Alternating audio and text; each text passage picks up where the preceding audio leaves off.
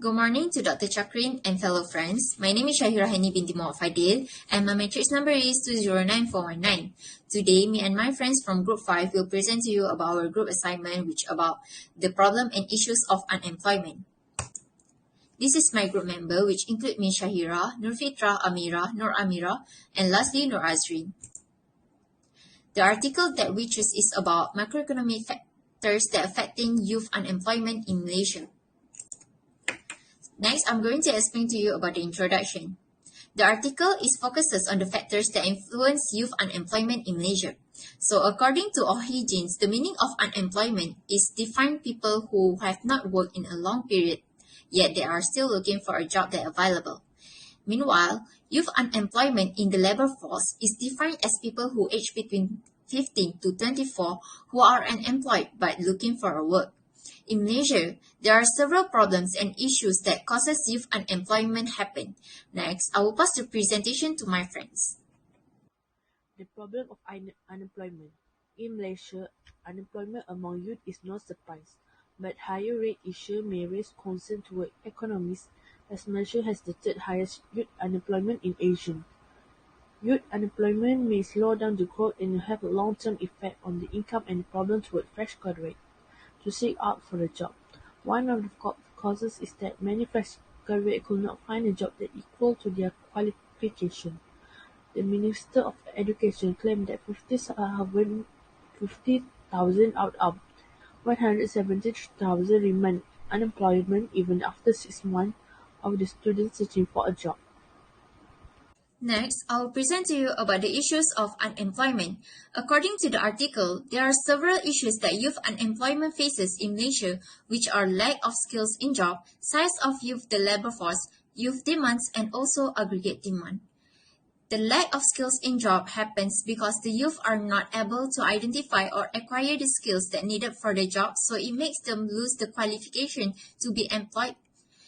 And the lack of education, training, and also skills is also the causes youth to be unemployed nowadays. Moreover, youth are more likely to have problems with their families and friends, especially the youth who age under 18, because they have limits on what they want to accomplish, and they also still minor and have no right as an adult. These issues have made the youth unemployment to be increased nowadays. Next, for the objective, first, analyze the relationship between unemployment among youth in Malaysia and its impact on the country. Second, to examine the effect of inflation rate toward youth unemployment in Malaysia. And the last objective is to analyze the effect of gross domestic product toward youth unemployment in Malaysia. My name is Nur Amira, so I'll be presenting about the reason why we select this article for this assignment. Throughout this article, we see that there are three major impacts of youth unemployment towards economic growth in a country that is based on the gross domestic product, GDP, inflation, and foreign direct investment, FDI. Youth unemployment is one of the parts of unemployment that is influencing gross domestic product. It is proven as the result of the research. Article shows that there is an inverse relationship with youth unemployment for both GDP and inflation. Therefore, we think that this article is relevant towards this topic that we've chosen.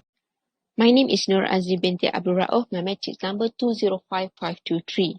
Next, I'm going to present methodology approach. Methodology is how research is conducted or should be conducted with the use of underlying theory and analysis. This approach will be used in gathering some data and performing some analysis based on the case study. So for research design, based on the theoretical framework, GDP and inflation rate, effective unemployment cause the problem and issue of it. As the youth unemployment rate increased up to 12.5% in 2020, this will lower the productivity of the country that can slow down growth of the economy and long-term effect on the income which lead to the negative GDP growth. For the issue of youth unemployment that are the size of the youth labor force and youth demand, when there is low demand in employment while the size of the youth labor force increase and some firms could not afford to pay the employees. For the research strategy, there are two methods that can be used for the data collection and analysis, which are qualitative and quantitative method. The researcher use a qualitative method where it used literature review as a data collection, and the researcher must interpret the relationship between the GDP and inflation rate in relation to the problem and issues surrounding youth unemployment. So for the research approach based on the data collection, the researcher can summarize that correlation between the GDP and inflation rate negatively effective unemployment, where the problem and issue of unemployment occur. So from the data collection, the researcher can interpret that Auckland law also stated that decrease in GDP by 1% has been correlated with the below 2% increase in unemployment rate by the Sanchez and Libero in 2012. So a decrease in GDP as productivity decline will cause the problem of the youth unemployment, which will have an effect on the income country.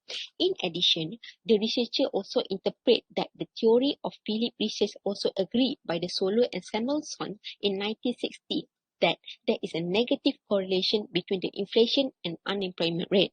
This increase in inflation rate is too high, which can lead to the increase in the cost of production, and firms tend to fire employees. This will become an issue of unemployment as the size of the youth labor force increase and there is low demand of the employment. That's all from me. On for the results and discussion, throughout our reading of this article, we found that unemployment rates are greater among the youth of today than among the overall population. It is because in 2018, 504,000 people are unemployed and 60% of them are youth. This has been a major concern in Malaysia, considering their long-term unemployment can have an adverse impact on young job seekers' lifelong earning and well-being. It has also lowering their productivity and diminishing human capital accumulation among the country's labor force. The fundamental reason as to why youth unemployment is a huge problem is because most of them are mismatched from their graduate qualification from the job qualification. In this article, it also highlights the rural youth unemployment, which shown that it has been at an increasing rate. Next, the Auckland's law holds true in this case since the actual data demonstrate a negative association between youth unemployment and GDP. The result also shows that Philip curve also demonstrate that there is a negative correlation between inflation and youth unemployment.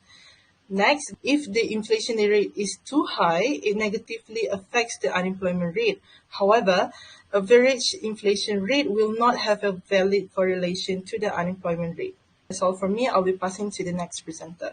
Next, for conclusion. In conclusion, the youth unemployment is a never-ending issue in any country, and there are no forcible solution for it.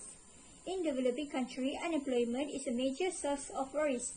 High unemployment indicates the human capital is not being used effectively. Since its optimized productivity, full employment must be a primary macroeconomic objective for any country. However, there are various measures that may be taken to minimize young unemployment caused by macroeconomic factors. One of them is that the government can encourage youth participants in the gig economy. The gig economy is still growing and have tons of space for improvement. Freelancing, food delivery service, and e-hailing service are examples of gig economy jobs. Next, higher institutions should offer entrepreneurship as a subject in the academic syllabus.